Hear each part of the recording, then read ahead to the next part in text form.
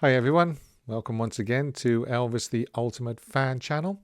Today I'm going to run through what I consider some of the must-read Elvis books. If you're new to this channel, please consider subscribing by clicking the red button in the bottom right-hand corner of the screen and click the little bell so that you're notified every time I upload new videos. Without further ado, let's get started. Elvis, A Celebration by Mike Evans, published on July 1st, 2002. It's a large coffee table style book with over 600 pages of very high quality images, spanning his whole life plus a few taken after his death of the Graceland mansion and fan messages written on the front wall. Available on Amazon at a price of approximately $50. Elvis Presley Unseen Archives, published January 1st, 2002, by Marie Clayton, another large format hardback book consisting of over 380 pages. Again, we have a lot of high quality pictures covering Elvis's life and a few years beyond. Like the previous book, Elvis A Celebration, included with each photo are details such as date, location and other information. Retails for approximately $25, and again it can be found on Amazon. Elvis, Jerry Hopkins. First published in 1971, this paperback is one of the very few Elvis biographies that was published during his lifetime. Jerry Hopkins interviewed many people from Elvis's childhood in Tupelo and his early years in Memphis. It is a valuable piece of Elvis literature, as most of the people interviewed for the book are now deceased, but thankfully we have their take on what it was like growing up with Elvis. A search on the internet should find a second-hand copy. Jerry did a follow-up in 1980 called Elvis the Final Years. Nowhere near as comprehensive as the first book, it's only 250 pages long. It begins in December 1970 with Elvis having a disagreement with Vernon and Priscilla about his spending habits. He leaves Graceland on his own and flies to Washington to meet with President Nixon. It all seems a little hurriedly written, and comparing the two books, the 1971 biography is my favourite. I would still recommend reading The Final Years because it completes the story that Jerry set out to tell. Being Elvis, A Lonely Life by Ray Connolly. Published in 2016, this paperback is one of the more recent publications covering Elvis's life. Author Ray Connolly is a British writer, best known for his journalism and for writing the screenplays to the films That'll Be the Day and its sequel Stardust, for which he won a Writers Guild of Great Britain Best Screenplay Award. He remembers the first time he heard Heartbreak Hotel in 1956, which led him to become a lifelong Elvis fan. He met Elvis in 1969 in his penthouse suite at the International Hotel in Las Vegas during his first engagement there on his return to live performances. If you'd like to learn more about this book, please listen to the interview I did with Ray that is available on this channel. Elvis in the Twilight of Memory by June Juanico. Most Elvis fans will be familiar with this book. June met Elvis after one of his early concerts in Biloxi, Mississippi in 1955. They dated in 1955 and 1956, and June accompanied him and his family when he took 3 weeks vacation in the summer of 1956, just before his fame completely overtook his life. June shares a lot of memories of her time spent with Elvis. She tells of the hectic touring schedule, brief moments alone with him, and her brushes with his manager, Colonel Tom Parker. The book is still available, but you might have to pay quite a substantial amount for a copy.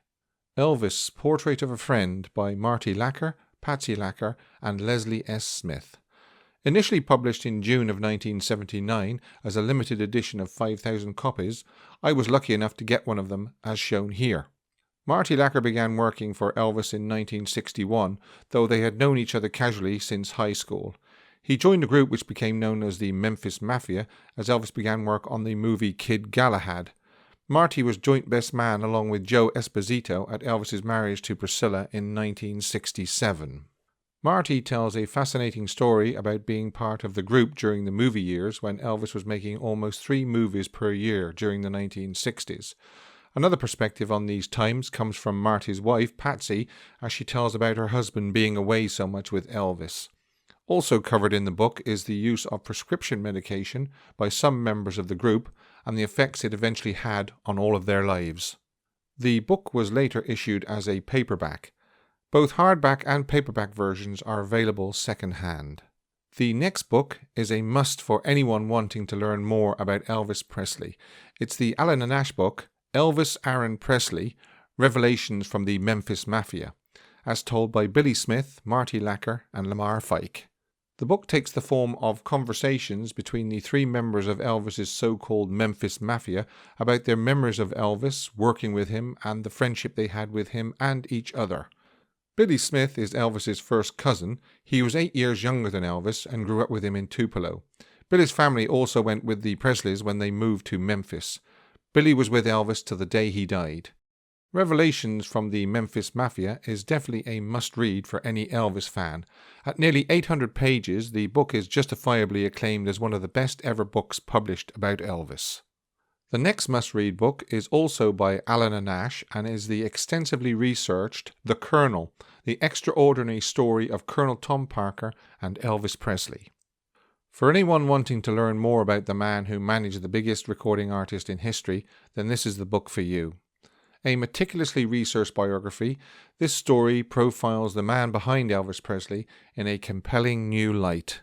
Filled with startling material found in never-before-seen documents, including Parker's army records, psychiatric evaluations, and police reports. It's widely known now that he was an illegal immigrant from Breda in Holland, but Alana also uncovers previously unknown information about Tom Parker, including a possible motive for why he fled his hometown never to return, and why he didn't allow Elvis to tour outside of the United States. Should you wish to know more about Alana's books, please listen to my interview with her, which is available on this channel. Elvis and Moore, The Spoils of War, by Todd Slaughter. Todd has been president of the official Elvis Presley fan club of Great Britain since 1967. Todd's passion for Elvis is unquestionable.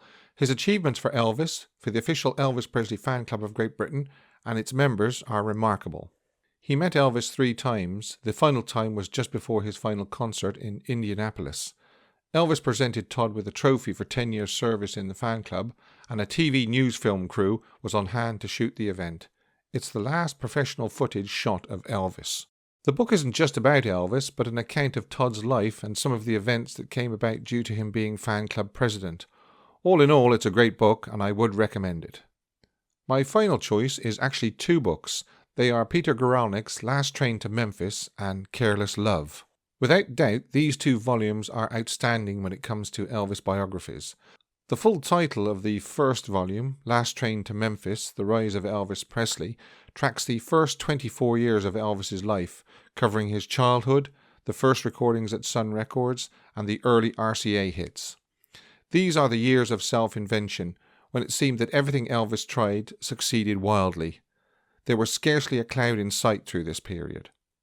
The second volume, titled Careless Love, The Unmaking of Elvis Presley, is understandably a more depressing read for Elvis fans, as it chronicles the unravelling of the dream that once shone so brightly. Reading it is like watching a train wreck about to happen. You know what's coming, and you wish you could do something about it, but you can't. The depth of Guralnick's research, based on hundreds of interviews and printed sources, is evident everywhere. As desperately sad as the second volume is, you must read both books to get a true understanding of Elvis Presley and why he died at the tragically young age of 42. Without doubt, these 2 books, along with the 2 Alana Nash ones mentioned earlier, should be read by everyone who is interested in the life and career of Elvis Presley. Let me know what you think of my choices in the comment section below, and also maybe suggest your own must-read Elvis books. Thanks for watching. Look after yourselves, and I'll see you next time on Elvis the Ultimate Fan Channel.